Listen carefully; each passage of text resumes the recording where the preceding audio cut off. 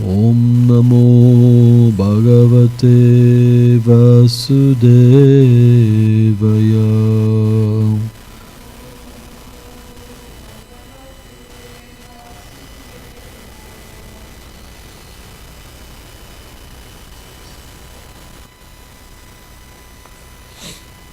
Page 246.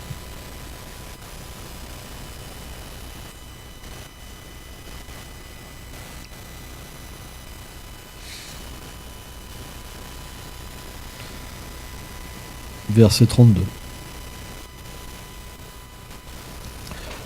Kechit haum hajam jatam punyam shokasya kirtaye yadum priyasvam vavaye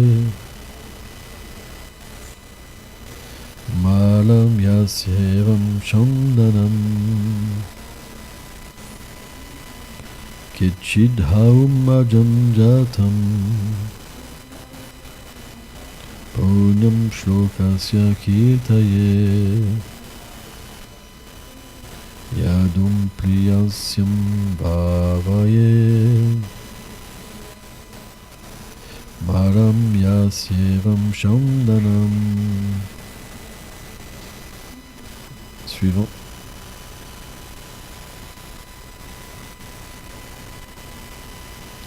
Kechita jatam jatam.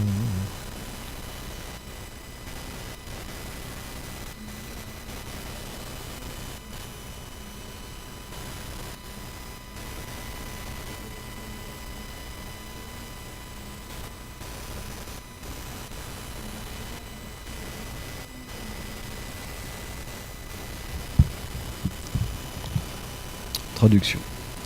Puisque tes actes sont inconcevables, les hommes parlent des buts de tes incarnations de manière variée. Certains disent que toi, le non-né, tu t'es incarné dans l'illustre famille des Yadu, afin de rendre glorieux mon fils Yudhishthir qui t'est cher, tout comme le bois de santal amène à l'étranger la gloire des montagnes Malaya. Commentaire. Srila Vishvacharita Thakur cite Kunti. Si tu n'étais pas apparu en ce monde, comment aurions-nous pu nous délecter de tes divertissements enchanteurs? Mais il y a beaucoup d'opinions divergentes sur la cause de ton apparition. Fin de la citation. Les mots Punya Shloka se réfèrent ici à Yudhishthir. Il est dit que le Seigneur est apparu dans la dynastie des Yadu afin de leur rendre glorieux. Om Aghana Timilandasya Gyanam Janam Shalakaya Shakshu Numilitam Jena Tasmai Shikulavanam Namam Vishnu Padaya Krishna Pestaya Bhutale Shrimate Bhaktivedanta Swamiti Namine Namaste Sarasvati Deve Kaulavani Plachaline Nilve Shesha Sunyavadi Plachacha Deshatarine Vanchakalpa Talubhyacha Kripa Sindhu Bhyaevacha Patitanam Pavanebhyo Vaishnavebhyo Namo Namah. Srila Vyasadeva dans le Srimad Bhagavatam explique Krishna Bhayam Swayam, que Krishna est la source originelle de toutes les formes du Seigneur suprême. Et un jour, Brahma et les demi-dieux ont été, ça s'est expliqué dans le Brahma Vivarta Purana, ont été à la demeure du Seigneur à Goloka Vrindavan avec Mahavishnu.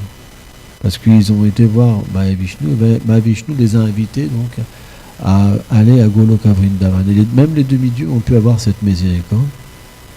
Et en fait, quand ils ont vu Krishna, à côté de Krishna, en premier, ils ont vu une radiance tellement puissante qu'ils ne pouvaient rien percevoir. On doit comprendre qu'on ne peut pas voir le Seigneur si facilement.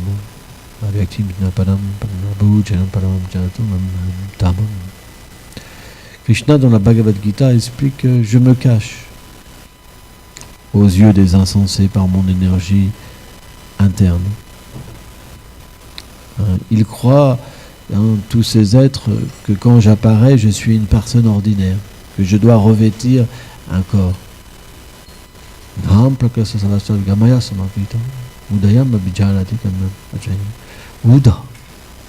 Leur esprit a été volé par l'énergie matérielle.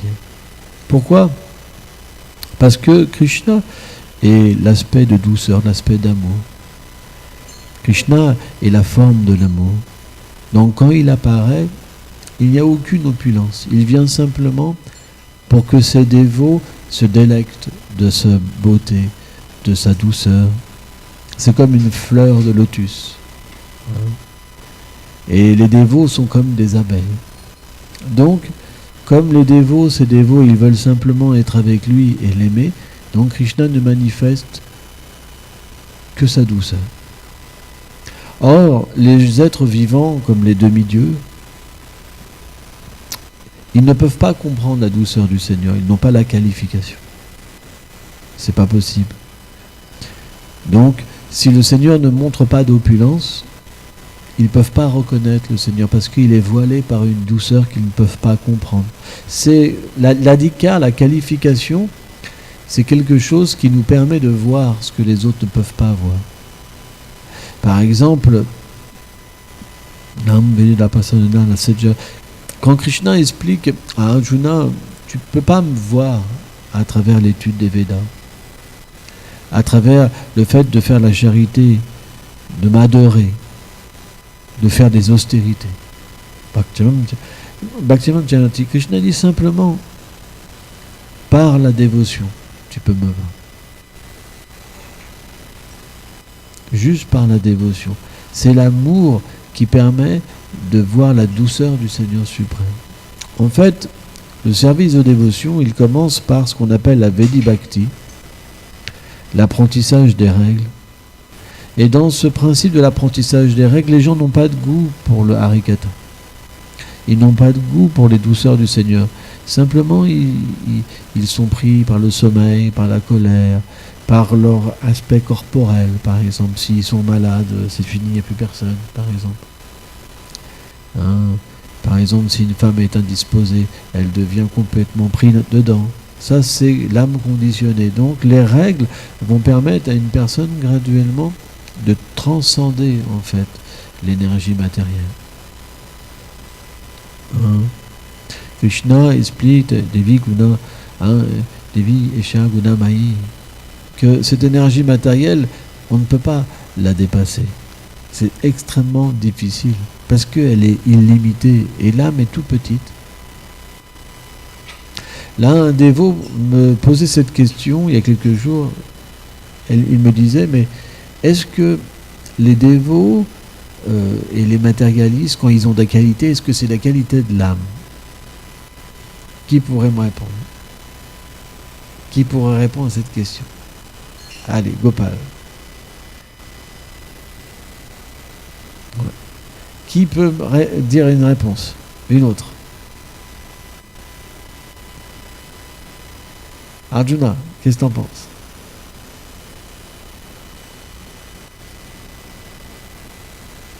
Donc Gopal a répondu, s'il y a des qualités, c'est l'âme. Arjuna, qu'est-ce qu'il répond ?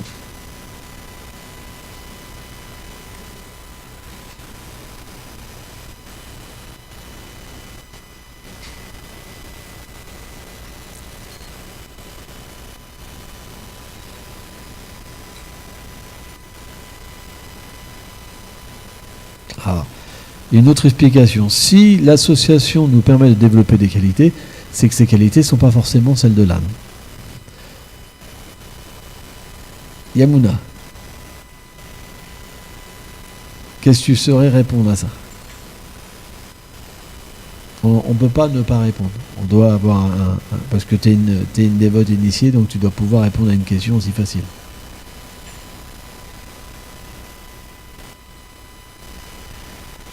Kamala Manjari, voyons voir, toi qui souvent tapes sur la table, voyons voir s'il y a quelque chose là, quand on te pose une question.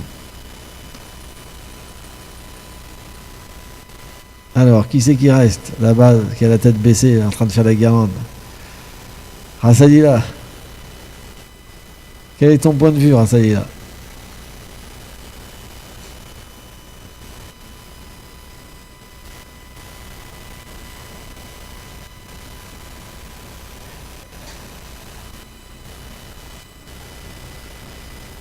Bon, ok. Donc, Vishwanath Chakravarti Thakur explique. Et c'est simple. Bhaktivinoda, je vais prendre Bhaktivinoda Thakur en Jivadharma. Il explique que le dharma de l'âme, c'est d'aimer Krishna. L'âme, elle est simplement faite pour aimer Krishna, être avec lui et l'aimer. Ça, c'est la qualité de l'âme. Et on prend l'exemple de l'eau. Si vous mettez l'eau au contact du froid, il devient glacé. De la même manière, au contact de l'énergie matérielle, l'être contracte une autre nature qui n'est pas la sienne. Donc on ne peut pas, dire que ce sont des qualités de l'âme.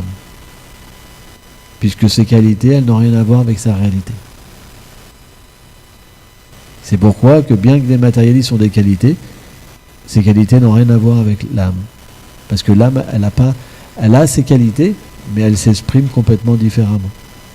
Il n'y a que quand l'être vivant est une âme réalisée, qui réalise sa swarup et sa relation avec Krishna, que ces qualités sont manifestées. La qualité de l'âme, c'est l'amour, prem. Tant qu'on est Kamaesha, Kulecha, Dachakunda, Samdvava, tant qu'on est en fait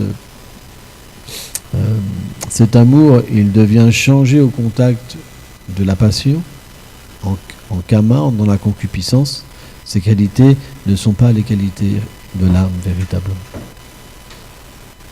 Ils sont une déformation de la nature de l'âme.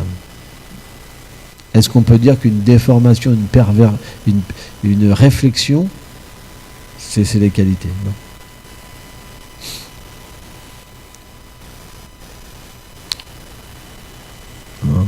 C'est quelque chose qui est important à comprendre.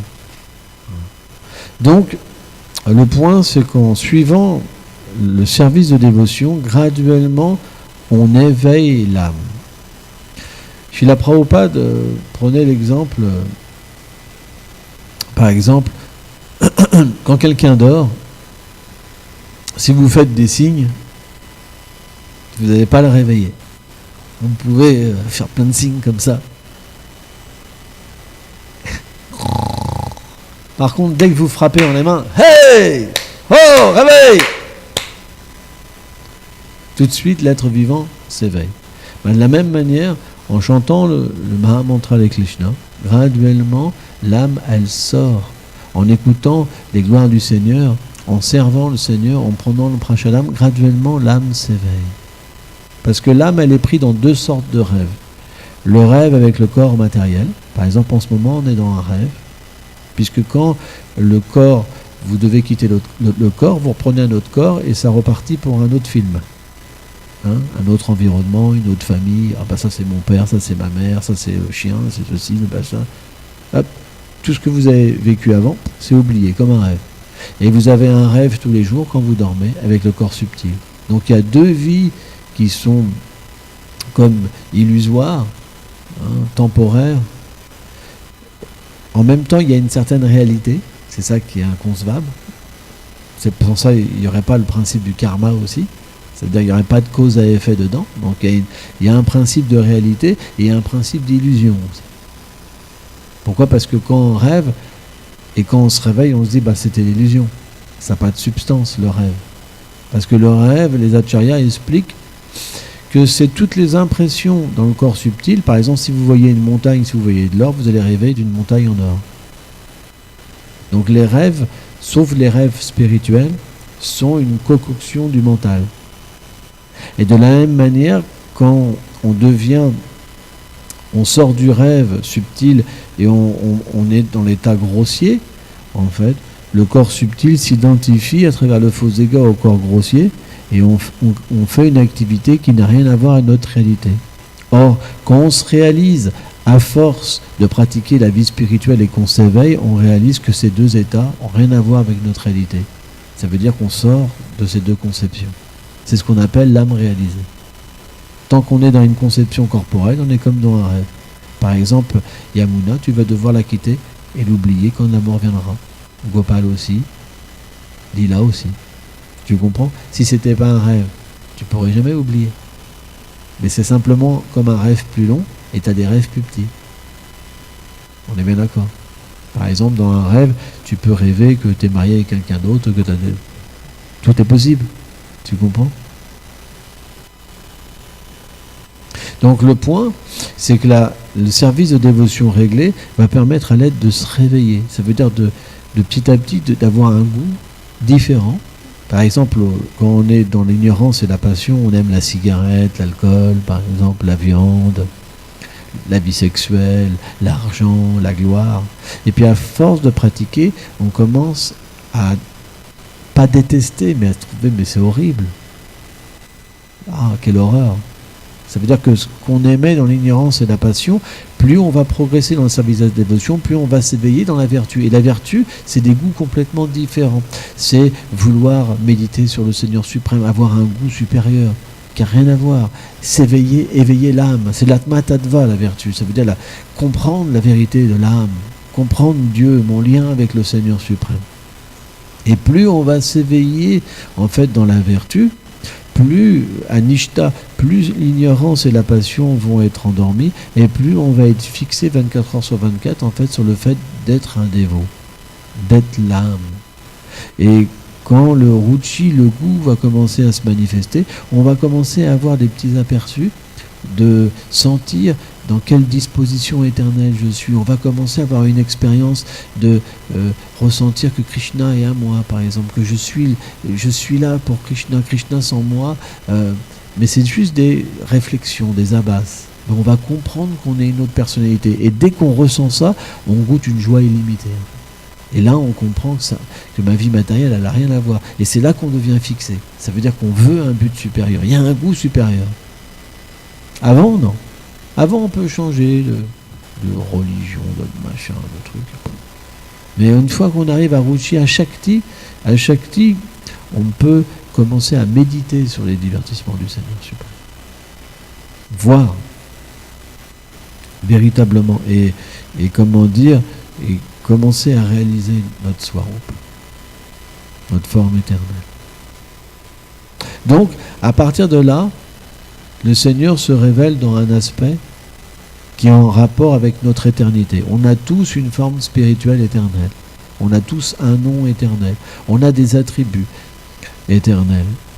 Et on a une place dans les divertissements du Seigneur suprême. C'est ça le but de la vie. Le but de la vie, c'est pas d'être heureux et aller au paradis. Le but de la vie, c'est de réaliser cette relation éternelle. Sans ça, on devra revenir dans le monde matériel pour atteindre le but de l'existence. Donc le but d'un dévot, c'est ça.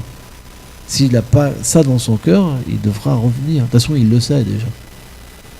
Celui qui n'a pas ça dans son cœur, il sait déjà qu'il reviendra. Parce qu'il n'a aucune connexion avec la vérité absolue. Hein? Mais dès que cette réalisation vient, naturellement, on réalise qu'on ne fait pas partie de cette illusion. Et la compassion vient dans notre cœur. Ce sentiment d'aider les autres, d'arrêter de vivre simplement pour le faux ego, la fausse conception. La vraie conception, ça veut dire aider les autres.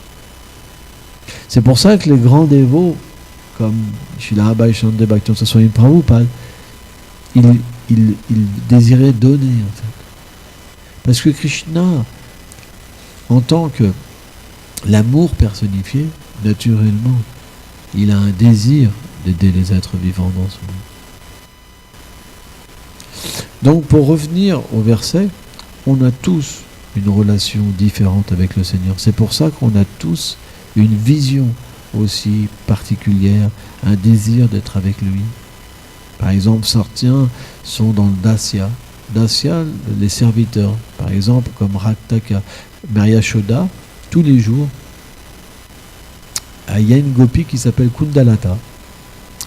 Et Kundalata, Yashoda a une confiance vraiment absolue en elle. Et tous les jours, elle lui demande d'aller chercher Radharani à Javat, qui est dans la maison avec Jatila, Kutila et de nombreux amis. Et parce que en fait, Yashoda, elle désire que Radharani cuisine pour Krishna. Parce que Radharani a eu une bénédiction de Durvasa Muni, que tout ce qu'il a cuisiné, ça serait comme du nectar, que ça permettrait à une personne d'avoir une santé parfaite, d'être préservée de toute maladie et de vivre très longtemps. Alors ça, c'est des divertissements du Seigneur, mais c'est le désir en fait de Mère Yashoda que Radharani vienne cuisiner. Or, on sait que Jatila, qui est la belle-mère de Radharani, elle crée beaucoup d'obstacles. Parce que Krishna, c'est le Cupidon transcendantal, Kama Devari. Krishna, il est tellement beau que tout le monde est amoureux de lui. Tout le monde est amoureux de lui. Et les gopis, elles sont mariées. Mais leur mari, en fait, Bhaktivinoda Thakur explique, comme Abhimanyu vient d'Abhiman. Et Abhiman, ça veut dire le sentiment qu'on appelle extra-conjugal. Ça veut dire le sentiment d'être marié, mais d'être amoureux d'un autre homme. C'est expliqué qu'à Goloka Vrindavan, il y a deux régions. Il y a une région où Radha et Krishna sont mariés éternellement. Parce que Radha et Krishna sont Dieu, la personne suprême, divisés éternellement. Et il y a une région où ils ont une relation extra-conjugale. Ça veut dire qu'ils se cachent pour se rencontrer. Les deux plans d'existence existent. Et donc, Kundalata allait charger quelque part de permettre à Radharani d'aller à Nandagram. Nandagram, c'est le village du roi de Vraj, Nanda Maharaj, qui est comme la lune. C'est expliqué que Nanda Maharaj, il a un petit ventre prédominant. Certaines descriptions le décrivent avec une barbe, avec des poils blancs, d'autres avec une moustache splendide, avec un habit vert comme les feuilles nouvelles, un beau turban majestueux. Et donc, dans cette ville, il y a Krishna, le beau Krishna. Et donc, naturellement, Kundalata, tous les jours, elle reçoit cet ordre de Yashoda. Et c'est expliqué dans le monde transcendantal, il y a plus ou moins les mêmes activités tous les jours. Mais tout le monde oublie la veille ce qu'il a fait. Tout est toujours nouveau et merveilleux et toujours plus merveilleux. C'est la différence avec nous. Par exemple, dans ce monde matériel, quand tu fais quelque chose, c'est toujours la même chose. Tu te dis, oh, allez, demain c'est reparti. Et après-demain, tout nous lasse parce qu'il n'y a pas de goût. Mais quand il y a un goût nouveau, hop, c'est reparti, quoi. Vous comprenez? On oublie que, naturellement, que l'activité a déjà été accomplie, que c'est quelque chose qu'on fait tous les jours, parce que ça nous apporte tellement de goût, il y a tellement d'extase, que tout est oublié naturellement, parce qu'il y a un élan de nouveau. Donc Kundalata, bien sûr, elle va à Varshan avec cette mission de faire en sorte que Radharani puisse venir. Mais quand elle arrive au palais, elle doit naturellement demander la permission à Jatila. L'obstacle. Par exemple, nous, on a un obstacle majeur, c'est la trésorière. Quand on veut un chèque, on doit passer par la trésorière. Et c'est pas facile. Donc, dans ces moments-là, tout le monde fait un petit sourire. Ah ouais, mais on va pas y arriver. Aïe, aïe, aïe, aïe, aïe. Ouh. Dans le monde matériel, il y a la même chose qui existe. Des fois, on a peur de se faire mordre, ça dépend des moments. Puis quand c'est cool, je dis, oula. Ouais. Mais, en fait, Jatila, elle a toujours la même humeur. Krishna, c'est comme un serpent. Et elle doit protéger sa belle-fille, Shrimati Radharani. En fait, elle est manifestée dans les divertissements de Radha et Krishna pour donner un goût particulier. Parce qu'elle permet à Radha et Krishna de goûter la séparation. Parce que quand ils ne peuvent pas se rencontrer, parfois Jatila, elle empêche Radharani de rencontrer Krishna, et Krishna alors expérimente une dévastation transcendantale. Donc ça augmente en fait l'amour et la rencontre. Donc ils ont des rôles très importants. Et Jatila, elle est vraiment, elle est médisante, tu vois, elle est vraiment la personnification de l'obstacle. Tu vois. Et donc, quand Kundalata est venue, elle dit, oh, donc elle a rendu ses hommages à Jatila, parce que dans le monde transcendantal, on rend nos hommages aux aînés. Hein. Radharani, elle touche les pieds de Mary Yashoda, par exemple. Mary Yashoda, elle l'embrasse. Elle sent sa tête aussi. Et donc, elle rend les hommages et elle dit, oh, voilà, Mary Yashoda m'envoie pour demander la permission si Shrimati Radharani peut venir cuisiner. Et là, Jatila a dit, mais tout le monde sait que Krishna est comme un serpent noir. Tout le monde sait qu'il est comme un serpent qui pique les cœurs des jeunes filles. Comment je pourrais faire en sorte que ma belle-fille si chaste sorte de ma maison et prenne un tel risque? Mais en même temps, Jatila, elle ne peut pas véritablement refuser, parce qu'elle a reçu l'ordre de Purnamasi. Et Purnamasi, c'est comme le gourou Vraj. Donc, dans la société védique, on ne peut pas désobéir à un supérieur. Ce n'est pas possible. Donc, elle demande à Kundalata, elle dit, en fait, Kundalata, j'ai vraiment confiance en toi. En fait, Kundalata, elle est de mèche avec Radharani. Elle a dit, j'ai vraiment confiance en toi. Tu es une fille parfaitement chaste. Et je sais que ma belle-fille sera parfaitement protégée avec toi. Et donc Jatila, elle appelle Radharani. Radharani, viens voir. Donc elle vient, Radharani. Alors bien sûr, c'est très difficile d'imaginer que la source de l'amour, la Dini Shakti, la Swarup Shakti, qu'elle se déplace. Hein, elle a des qualités limitées, une beauté illimitée. Hein, et c'est une actrice illimitée aussi. Hein. Elle se déplace, elle vient, et donc elle, avec beaucoup d'humilité et la tête baissée, elle demande ce que sa belle-mère veut, parce que c'est comme son gourou, hein, parce que c'est l'aîné. Et là, elle dit, je voudrais que tu ailles cuisiner au palais de Nanda. Et là, Radharani, elle dit comme ça, elle dit, oh, je sais pas, c'est pas une bonne chose pour une jeune femme chaste de quitter le foyer, d'aller dans un autre foyer, c'est pas du tout une bonne chose, ça me dit rien d'aller cuisiner. En fait, Radharani, elle meurt d'envie d'aller cuisiner. Mais elle fait ça pour casser l'obstacle, vous comprenez? Pour qu'il reste aucun obstacle. Parce qu'il peut avoir un petit obstacle. Donc, pour qu'elle puisse sortir, il faut qu'elle joue ce rôle. Ça, c'est le rasa, Lily. On doit méditer sur ces choses. C'est ça qui va nous sortir de la concupiscence. Hein. Les êtres qui sont très concupiscents, s'ils méditent là-dessus, ils s'en trouvent complètement libérés. Parce que ça ressemble aux êtres, les femmes et les hommes de ce monde, vous comprenez? Qui se rencontrent dans la forêt, et ça c'est du vrai péché en fait. Hein. Et donc, à ce moment-là, Jatila, elle lui dit, non, je désire véritablement que tu ailles cuisiner. Et après, tu pourras revenir pour faire le culte à Suryadev. Parce qu'aujourd'hui, je veux que tu adores le demi-dieu, le soleil. Et donc, Radharani, elle devient complètement subjuguée par l'amour, par le fait de rencontrer Krishna. Elle va avec ses sakis. Donc voilà, ça c'est les divertissements à Vraj. Donc c'est assez intime.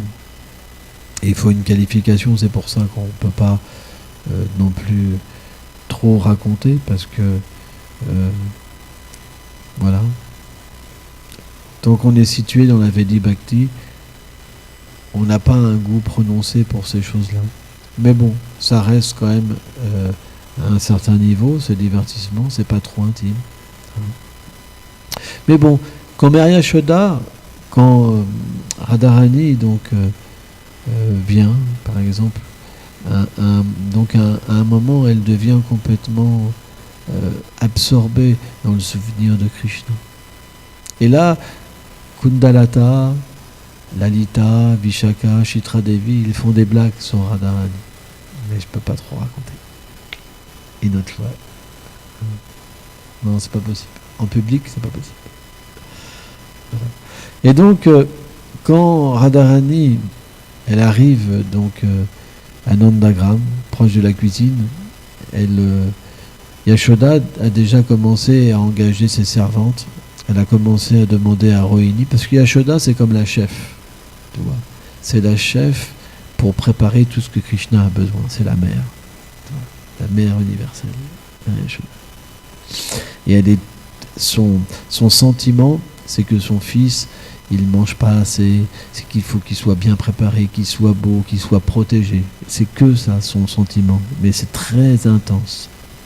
Donc elle a beaucoup de serviteurs qui s'occupent en fait de Krishna, même la nuit en fait, pour préparer. Par exemple, Krishna il est baigné dans l'eau, ou la lune elle a infusé ses rayons, quoi. Tout ça, ça existe en fait au monde transcendantal. Il y a plein de préparations par exemple, ils ont trait les vaches les plus qui donnent le lait le plus exquis, etc. Il y a plein de choses qui est préparé. Et donc elle donne différentes instructions à Rohini, par exemple, qui commence à préparer à ses différentes servantes pour qu'ils aillent amener différents légumes, épices, etc. Et quand Radharani vient, en fait, Mère Yashoda, elle devient complètement conquise en fait par ses attributs, sa beauté, sa douceur, qui finalement rentre en elle. On voit, quand on rencontre des véritables sadhus, on se sent complètement infusé de dévotion. On se sent transporté. C'est une expérience mystique. Et bien de la même manière, quand Mère Yashoda elle rencontre Radharani, elle devient infusée en fait par, ce qui dégage de Radharani. Et quand Radharani offre ses hommages en fait à ses pieds, son cœur il fond complètement. Elle apprend contre sa poitrine, elle l'embrasse, elle verse des larmes, hein, elle sent sa tête et puis elle complètement, elle ressent un attachement égal à Krishna pour Radharani, égal à Krishna. Et donc là, elle fait part qu'elle désire que Radha et ses Sakis puissent préparer telle préparation. Elle demande à chacune en fait de préparer toutes sortes de préparations. C'est un festin qui est inimaginable. Et là, Radharani, donc elle enlève ses bracelets. Ses Sakis, donc les Manjari, donc enlève les bracelets de Radharani, son voile, ces différentes parures qui pourraient la gêner, donc momentanément pour cuisiner. Et Tulsi, en fait, elle lui lave les mains, les pieds, et alors elle rentre dans la cuisine avec ses Sakis. Et là, en fait, c'est un véritable festival, parce que, en fait, à Vraj, les meubles sont des personnes, les murs sont des personnes, les portes sont des personnes, les ustensiles de cuisine sont des personnes, les pots sont des personnes, le feu est une personne, le ghee est une personne, les épices sont une personne, les légumes sont une personne. Et là, c'est un festival énorme, parce que, en fait, à Vrindavan, chacun a un rapport avec Radha et Krishna, mais dans des zones. Vous arrivez à dormir pendant une description. D'accord. Ok. En fait, il y a différentes zones selon les sentiments. Par exemple, les pâtres, ils peuvent accompagner Krishna dans certains endroits, à certains moments, et à d'autres moments, ils ne peuvent pas être dans ces zones-là, parce que c'est trop intime. Et de la même manière, ceux qui sont dans le dasyaras, dans le sentiment de servitude, le shanta plutôt. Shanta, c'est dans la neutralité. Donc shanta, on appelle shanta tous les éléments, en fait, les animaux, les arbres, les fleurs, les meubles, voilà. Tout ce qui n'a pas forcément une forme humaine. Voilà. Mais c'est une forme humaine, mais spéciale. parce que c'est pas humain quelque part, parce que les corps transcendent, la beauté des habitants de Vrindavan sont illimitées, quoi. On dit humaine parce que ça ressemble, même la Bible dit l'être humain est fait à l'image de Dieu. Donc il y a une ressemblance, sauf que nous on est comme des gargouilles, super moches, alors que la beauté est inconcevable. Vous comprenez? Mais ça ressemble parce qu'il y a des yeux, il y a une bouche, il y a une tête. Vous comprenez? Hein? Mais le Shanta, la neutralité, ils ont une relation avec le Seigneur suprême, mais comment dire, à un certain degré. Par exemple, les vaches, elles aiment Krishna comme des mères. Elles lèchent le corps de Krishna, elles donnent le lait à Krishna, elles, voilà, comme des mères. Hein. Et les ustensiles de cuisine, etc., ils ont une relation avec Radharani, mais pas toute la journée. Donc, automatiquement, quand leur service finit, ils sont en séparation avec Radharani. Mais dès que c'est le moment qui va arriver, naturellement, leur séparation les quitte pour retrouver la rencontre. Et quand Radharani cuisine, c'est quelque chose qui ne peut pas être décrit. Parce que la beauté de Radharani, elle se manifeste dans le souvenir de Krishna, en fait. Toutes les préparations qu'elle va faire, c'est son prème, c'est son amour, en fait. Ok. Donc voilà. Quand on progressera un peu plus dans la vie spirituelle, à un moment, on pourra commencer à méditer sur ces choses-là et puis méditer sur le monde matériel. Et à ce moment-là, on pourra progresser. Tant qu'on ne médite pas sur le monde transcendantal, c'est qu'on est dans un danger de revenir dans le monde matériel. Parce que notre méditation, notre désir, c'est d'expliquer qu'au dernier moment de l'existence, c'est ce désir-là qui va faire notre prochaine destination. Or, un dévot, au fur et à mesure qu'il progresse spirituellement, il y a une relation qui s'établit avec le Seigneur suprême. Et naturellement, au moment de la mort, on veut juste quitter le corps pour atteindre Krishna. Vous comprenez? Et Krishna comble le désir. Mais si ce désir-là, il n'est pas établi, on va devoir revenir. Vous comprenez? Donc, perdez pas de temps, faites attention, parce que chaque année, ça passe vite. Donc, le moyen pour réaliser et pour changer d'objectif, c'est de bien chanter le Saint-Nom. Il faut bien chanter le Saint-Nom. Si on chante correctement le Saint-Nom, en écoutant au moins avec la foi que c'est Radha et Krishna, que c'est avec ses associés, on va purifier notre cœur et le contact avec le chant, on a dit que l'association manifestait des qualités, mais là, le contact avec le chant va permettre d'éveiller l'âme à sa réalité. Et à un moment, on va commencer à percevoir des choses et à goûter quelque chose. Donc c'est important que vous soyez sérieux. Par exemple, qu'est-ce qu'il y a à faire dans ce monde d'important? Tout sera enlevé. Tout. Donc quand on voit des gens perdre leur temps à essayer d'être heureux dans ce monde, c'est l'ignorance. Vous comprenez? Parce que personne ne peut être heureux dans cette situation. Et personne n'est heureux. Il n'y a pas une personne sur la planète qui est heureuse. Parce que le bonheur, c'est momentané et après la souffrance viendra. Plus on est attaché à quelqu'un, plus on doit souffrir quand il disparaît. Donc quelqu'un peut dire « Ah, je suis tellement heureuse. Ah là là, il est beau. Il est intelligent. Il a des gros bras musclés comme ça. Quand il sourit, c'est comme des pétales de lotus. » Vous comprenez? Quand il parle, c'est comme de la poésie. Mais plus on est attaché, et si l'objet d'attachement il commence à se détacher de nous, plus on va commencer à être détruit. C'est pourquoi ce monde, il est juste horrible. Parce qu'il n'y a même pas de véritable amour. Kama, c'est pas l'amour, c'est juste du business. Les gens sont ensemble parce qu'ils ont du plaisir. Le jour qu'il n'y a plus de plaisir, ils se séparent. Il n'y a plus de fidélité, il n'y a plus de chasteté, il n'y a plus rien. Donc automatiquement, les gens maintenant, ils se mettent ensemble en sachant qu'ils vont se séparer. Mais j'ai vu ça, plein de personnes sont venues me parler, disent bon, maintenant on fait des enfants, on sait qu'il faut déjà faire les plans, on va peut-être se séparer. Parce que maintenant tout le monde se sépare. Par exemple, on m'a raconté l'histoire d'un enfant qui a été voir sa mère parce qu'il ne comprenait pas pourquoi tout le monde avait 2 anniversaires sauf lui. Parce que c'était que des couples reconstitués. Donc le père offrait un anniversaire, la mère offrait un anniversaire. Et l'autre, comme ils n'étaient pas séparés, il n'avait qu'un anniversaire. C'était le seul de la classe. Le seul. Vous vous rendez compte? C'est balèze quand même. Pourquoi? Kama Esha. Parce que cette concupiscence, elle est insatiable.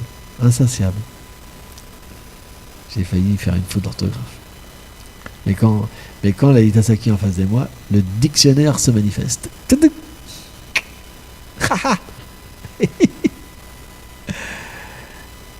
Insatiable. Vous ne pourrez jamais satisfaire une personne concupiscente. Parce que la concupiscence, c'est comme un feu. Et si vous mettez de la gasoline, ça augmente simplement la concupiscence. Les désirs augmentent simplement les désirs.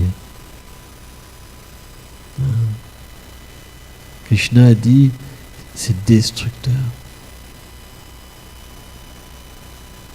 Destructeur. Et il dit, c'est ça la cause de la destruction de ce monde, Kama.